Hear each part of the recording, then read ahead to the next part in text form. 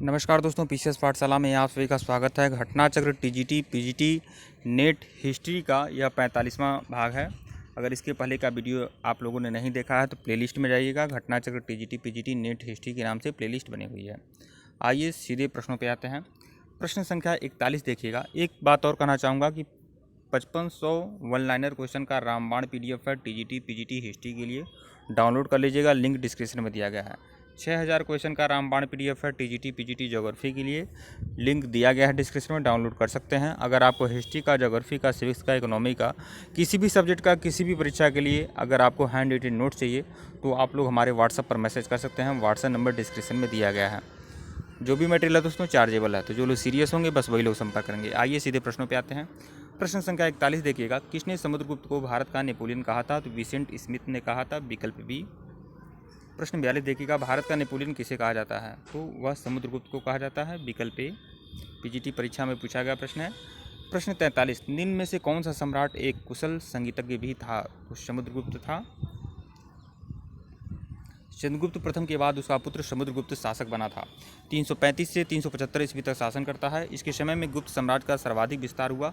समुद्रगुप्त की मुद्राएं उसके जीवन एवं कार्यों पर सुंदर प्रकाश डालती हैं। उनके सिक्कों पर उसे बीड़ा वादन करते हुए चित्रित किया गया है। इससे स्पष्ट होता है कि वह एक कुशल संगीतज्ञ भी था। समुद्रगुप्त के सिक्कों पर मुद्रित और प्रतिरथ व्याघ्र पराक्रम, पराक्रमांक जैसे विरुद्ध उसके गौरवमयी जीवन का स्पष्ट साक्ष्य प्रस्तुत करते हैं। समुद्रगुप्त कवि, संगीतज्ञ एवं विद्या का संरक्षक था। उसने कविराज की उपाधि धारण की थी। इलाहाबाद के स्तंभ लेख में समुद्रगुप्त की उपाधि धर्म प्रचार बंधु है। धर्म प्रचार बंधु कहा गया इलाहाबाद के स्तंभ लेख में।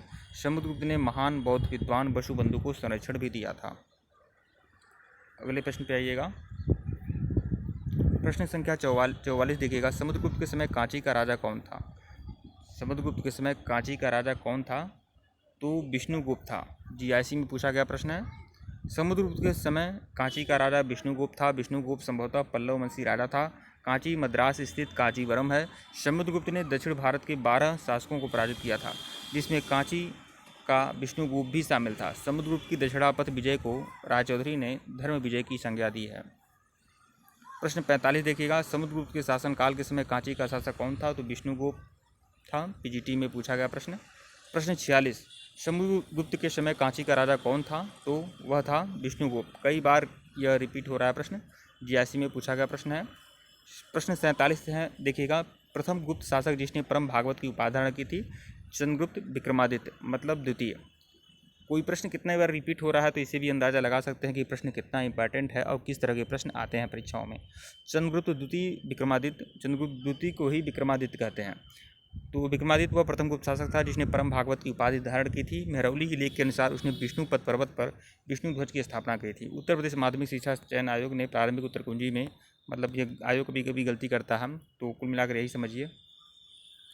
गया और नालंदा से प्राप्त 2 ताम्रलेखों पर क्रमशः गुप्त संवत की तथा 5 की तिथियां अंकित हैं। इसमें समुद्रगुप्त का नाम, उसकी कुछ उपलब्धियां अंकित हैं।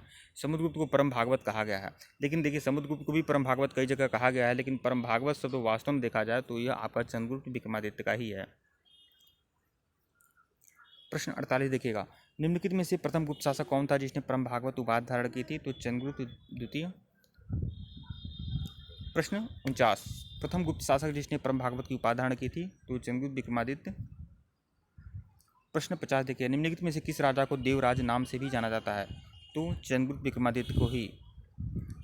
गुप्त शासक चंद्रगुप्त विक्रमादित्य का एक अन्य नाम देवगुप्त भी था। इसका प्रमाण सांची और वाकाटक अभिलेखों से भी मिलता है। इसके अन्य नाम देवराज, देवश्री भी है।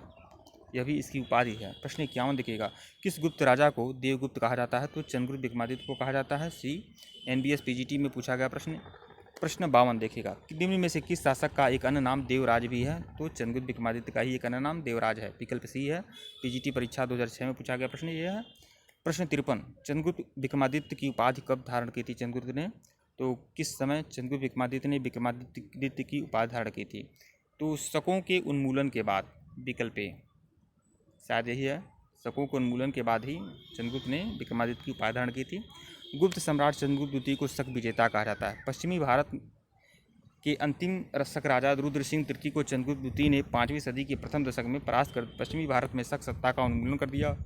अपनी इसी उपलब्धि के बाद उन्होंने विक्रमादित्य की उपाधि धारण की थी। शकों को हराने के बाद चंद्रगुप्त की एक अन्य उपाधि शकारी भी पड़ा था, तो यह भी ध्यान रखिएगा। चांदी का सिक्का और इन्होंने जब पराजित किया तो उसके उपलक्ष्य में चांदी के सिक्के भी चलाए थे। चंद्रगुप्त द्वितीय का एक अन्य नाम नामदेव भी था और उन्होंने देवगुप्त, देवराज, देवश्री आदि भी कहा जाता है उनको। विक्रमांक, विक्रमादित्य, परम भागवत आदि भी इनको कहा जाता है। इनका संधि विग्रहक एवं सचिव वीरसेन शैव था, जबकि सेनापति आम्र कारदो बौद्ध था। प्रश्न 54 देखिएगा, गुप्त शासकों में से किसने विक्रमादित्य की उपाधि धारण की थी? तो गुप्त शासकों में किसने विक्रमादित्य की उपाधि धारण की थी? तो चंद्रगुप्त विक्रमादित्य ने, विकल्प बी। टीजीटी 2004 में, हालांकि यहाँ पर स्टार लगा हुआ है, लेकिन कोई संशय नहीं है कि विक्रमादित्य की उपाधि जो धारण किया था चंद्रगुप्त द्वितीय ने ही धारण किया था। गुप्त शासकों में से चंद्रगुप्त द्वितीय ने शकों को विजय प्राप्त करने के पश्चात विक्रमादित्य की उपाधि धारण किया था। इसी प्रकार गुप्त शासक स्कंदगुप्त ने भी हुड़ों को पराजित करने के बाद चंद्रगुप्त द्वितीय की तरह विक्रमादित्य, मतलब 2 शासक ऐसे हैं जो विक्रमादित्य की उपाधि धारण किए थे, एक स्कंदगुप्त और एक चंद्रगुप्त द्वितीय। प्रश्न 55 देखिएगा, चंद्रगुप्त द्वितीय विक्रमादित्य ने किस एक राजवंश से वैवाहिक संबंध स्थापित किए थे? तो नागवंश की एक राजकुमारी थी कुबेर नागा, जिससे चंद्रगुप्त विक्रमादित्य ने विवाह किया था। वाकाटक वंश में चंद्रगुप्त विक्रमादित्य ने अपनी पुत्री का विवाह किया था। कदम्ब राजवंश की राजकुमारी से उसने अपने पुत्र की विवाह किया था। लिच्छवी राजवंश से चंद्रगुप्त द्वितीय का कोई वैवाहिक संबंध नहीं था। लिच्छवी राज से चंद्रगुप्त प्रथम ने वैवाहिक संबंध स्थापित किया था। चंद्रगुप्त द्वितीय विक्रमादित्य ने यहाँ सब बताया ही हूँ आपको, दिक्कत वाली बात नहीं है। व्याख्या देख लीजिए, व्याख्या में वही है जो मैं बोला हूँ आपको। प्रश्न 56 देखिएगा, चंद्रगुप्त द्वितीय ने अपनी पुत्री प्रभावती गुप्त का विवाह किस राजवंश में किया था? तो वाकाटक में किया था, विकल्प सी। पीजीटी में आया हुआ प्रश्न है ये। प्रश्न 57, इनमें से कौन चंद्रगुप्त द्वितीय का पुत्री थी? तो वह थी प्रभावती गुप्त। एनबीएस पीजीटी में कई बार यह प्रश्न आ चुका है 2019 में। प्रश्न 58, निम्नलिखित में से किस वाकाटक राजा ने अनुदान ग्राहियों को चेतावनी दी थी? वाकाटक राजा ने अनुदान ग्राहियों को चेतावनी दी थी, यदि शासक के खिलाफ साजिश रची गई तो उसका अनुदान रद्द किया जाएगा। तो किसने कहा था? प्रवरसेन प्रथम ने कहा था, विकल्प सी। एनबीएस पीजीटी में पूछा, नहीं, प्रवरसेन द्वितीय ने कहा था, सॉरी, प्रवरसेन द्वितीय ने कहा था। एनबीएस पीजीटी में प्रश्न पूछा गया है। प्रवरसेन द्वितीय वाकाटक राजा रुद्रसेन द्वितीय का पुत्र था, जिसका विवाह चंद्रगुप्त विक्रमादित्य की पुत्री प्रभावती गुप्त के साथ हुआ था। उसने अनुदान प्राप्त करने वाले को सख्त चेतावनी दी थी, यदि शासक के खिलाफ षड्यंत्र रचे तो अनुदान समाप्त कर दिया जाएगा। प्रश्न 59 देखिएगा, मेहरौली स्तंभलेख किस शासक से संबंधित है? तो यह चंद्रगुप्त विक्रमादित्य से संबंधित है, विकल्प सी जो है वो आपका सही है। पीजीटी परीक्षा 2004 में पूछा गया यह प्रश्न है। इसकी व्याख्या देख लीजिएगा, दिल्ली में मेहरौली नामक स्थान से मेहरौली लौह स्तंभ प्राप्त होता है, जो वर्तमान में कुतुब मीनार के समीप है। इसमें चंद्र नामक किसी राजा की उपलब्धियों का वर्णन है, जिसका समीकरण गुप्त वंशीय शासक चंद्रगुप्त विक्रमादित्य से किया जाता है। चंद्रगुप्त द्वितीय विष्णु का उपासक था। भगवान विष्णु के सम्मान में उसने लौह स्तंभ का निर्माण करा था। इस स्तंभ के शीर्ष भाग पर भगवान विष्णु का वाहन गरुड़ भी अंकित है। प्रश्न 60, चंद्रगुप्त विक्रमादित्य के नवरत्नों में शामिल कौन नहीं था? तो अमर सिंह शामिल थे, बेताल भट्ट भी शामिल थे, छपड़क भी शामिल थे, नागार्जुन नहीं शामिल थे। तो विकल्प डी जो है नागार्जुन।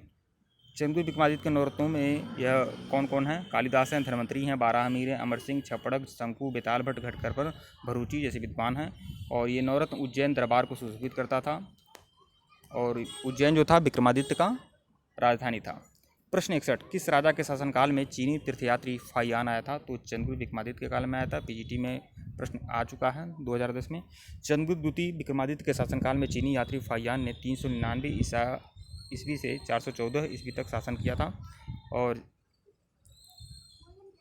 चीनी यात्री ने शासन नहीं किया था, यह आया था 399 से 414 तक। यह भारत का भ्रमण करता है और जन्म चीन के वू यांग में हुआ था। फाहियान ने मध्य देश को ब्राह्मणों का देश कहा और यहाँ की जनता को सुखी और संपन्न पाया है।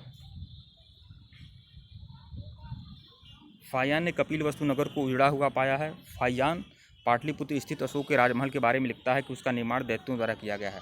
ताम्लुक में 2 वर्षों तक रहकर फाहियान ने सूत्रों की प्रतिलिपियाँ तैयार की और बौद्ध प्रतिमाओं को चित्रित किया। फाहियान अछूतों को चंडाल कहता था, जो गांव एवं नगरों के बाहर रहा करते थे। प्रश्न 62 देखिएगा, फाहियान किसके शासनकाल में आया था? तो चंद्रगुप्त द्वितीय के काल में आया था। प्रश्न 63, चीनी यात्री फाहियान भारत आया था किसके शासनकाल में? तो स्कंदगुप्त के समय में आया था, नहीं, चंद्रगुप्त विक्रमादित्य के काल में आया था। जीआईसी में प्रश्न आ चुका है ये। प्रश्न 64 देखिएगा, वो गुप्त और वाकाटक रानी का नाम का जिसने अनुदान स्वरूप भूमि दी थी? तो प्रभावती गुप्त ने दिया था अनुदान स्वरूप भूमि, प्रभावती गुप्त ने किया था और प्रभावती गुप्त के ताम्रलेख में इसकी जानकारी मिलती है। प्रश्न बी देखिएगा, चंद्रगुप्त द्वितीय ने अपनी पुत्री प्रभावती गुप्त का विवाह वाकाटक नरेश रुद्रसिंह द्वितीय के साथ कर दिया था। विवाह के कुछ ही समय बाद प्रवरसेन रुद्रसेन की मृत्यु हो गई। प्रभावती गुप्त जो थी वाकाटक राज्य की संरक्षिका बन गई। उनके दो पुत्र थे, दिवाकर सेन एवं दामोदर सेन, जो अवयस्क थे। भूमिदान संबंधी उसके अभिलेख की लिपि पर गुप्तकालीन प्राच्य शैली का अभाव पता चलता है। प्रश्न 65 इस सीरीज का सबसे आखिरी प्रश्न देखिएगा, कुमार देवी किस गुप्त शासक की पत्नी थी? तो चंद्रगुप्त प्रथम की पत्नी थी, लिच्छवी राजकुमारी थी यह कुमार देवी। टीजीटी में प्रश्न आ चुका है। चंद्रगुप्त प्रथम 319 से 335 ईस्वी तक गुप्त वंश का वार्षिक संस्थापक था। इसने महाराज धीराज की उपाधि धारण की थी। इसके राज्यारोहण की जो तिथि थी 319 ईस्वी मानी जाती है। मुद्रा साक्ष्यों से ज्ञात होता है कि चंद्रगुप्त प्रथम ने लिच्छवी राजकुमारी कुमार देवी से विवाह किया था। ठीक है दोस्तों, वीडियो को लाइक और चैनल को सब्सक्राइब करिएगा। डिस्क्रिप्शन में लिंक टेलीग्राम को बिल्कुल ज्वाइन करिएगा। और इसके पहले का वीडियो नहीं देखे हैं तो प्लेलिस्ट में जाइएगा, सारे वीडियो देखिएगा, सभी वीडियो इंपॉर्टेंट है दोस्तों।